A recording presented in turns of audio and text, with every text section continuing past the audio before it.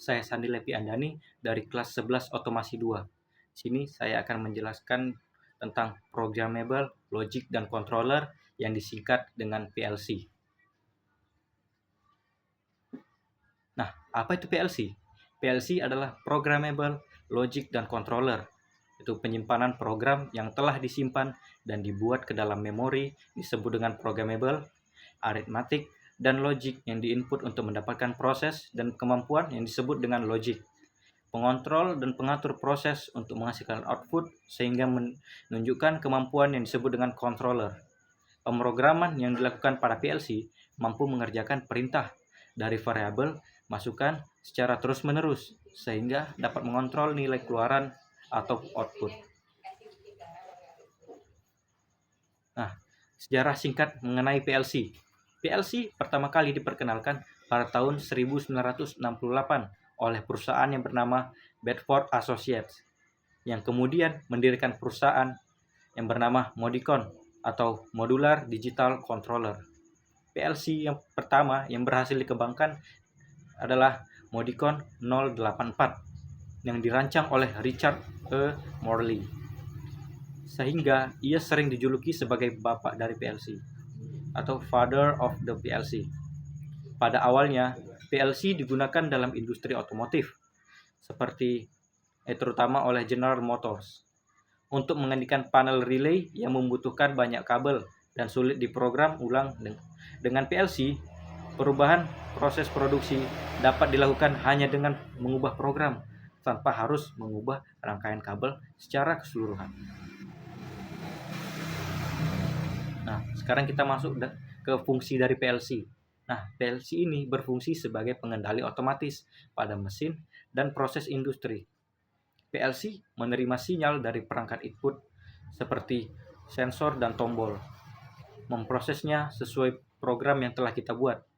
Kemudian mengirimkan perintah ke perangkat output seperti motor, lampu, ataupun katup. Nah, dengan demikian, PLC ini membantu kita meningkatkan efisiensi, ketepatan, dan keandalan sistem otomatisasi, serta mempermudah pengendalian dan pemantauan proses produksi. Nah, kita sekarang masuk ke manfaat dari PLC. PLC ini yang pertama itu meningkatkan efisiensi kerja dengan mengotomatisasi proses produksi. Kedua, mengurangi kesalahan manusia atau human error karena sistem bekerja sesuai program. Ketiga, mempermudah pengendalian mesin melalui satu sistem yang terpusat. Yang keempat, mudah dimodifikasi, cukup mengubah program tanpa mengganti rangkaian kabel. Yang kelima, meningkatkan keandalan dan keamanan dalam proses pengoperasian mesin. Yang keenam, menghemat biaya perawatan karena jumlah komponennya lebih sedikit dibanding sistem relay konvensional. 7. Mempercepat proses produksi sehingga produktivitas industri meningkat. Yang ke-8, terakhir, mudah dipantau dan didiagnosis sehingga gangguan pada sistem dapat langsung diketahui dan ditangani dengan cepat. Nah, sekarang kita masuk ke kelebihan dari sebuah PLC, yaitu PLC ini mudah diprogram dan dimodifikasi tanpa harus mengubah rangkaian kabel. Yang kedua, keandalan tinggi karena dirancang untuk bekerja di lingkungan industri. Ketiga, menghemat ruang dibanding sistem kontrol berbasis relay yang membutuhkan banyak kabel. Yang keempat, perawatan lebih mudah karena memiliki fitur diagnosis kesalahan atau troubleshooting. Yang kelima, proses kerja lebih cepat dan akurat sehingga meningkatkan produktivitas. Nah, yang terakhir yaitu mudah diintegrasikan dengan HMI, SCADA, dan perangkat otomatisasi lainnya. Nah, PLC ini juga memiliki kerugian. Nah, yang pertama itu biaya awal yang relatif mahal, terutama untuk sistem yang berskala kecil. Kedua, memerlukan kemampuan pemrograman untuk mengoperasikan dan pemeliharaan. Ketiga, ketergantungan pada sumber listrik sehingga tidak dapat beroperasi saat listrik padam tanpa cadangan daya. Keempat, perbaikan membutuhkan teknisi khusus jika terjadi kerusakan pada perangkat atau program. Jadi tidak bisa sembarang orang untuk memperbaiki PLC-nya, jadi harus teknisi khususnya.